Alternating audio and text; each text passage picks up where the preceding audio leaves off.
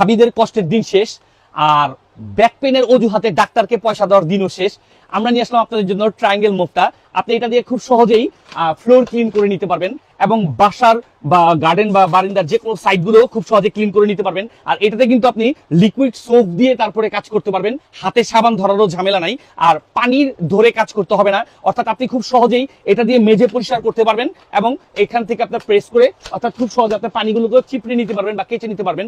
আর এটা কিন্তু আপনার সব টাইপের অর্থাৎ ডানে বায়ে উপর নিচে সব টাইপের সাইডে কাজ করতে পারবেন, অর্থাৎ এক সাইড না, যে কোনো সাইডে আপনি খুব সহজেই কাজ করে নিতে পারবেন এটা দিয়ে।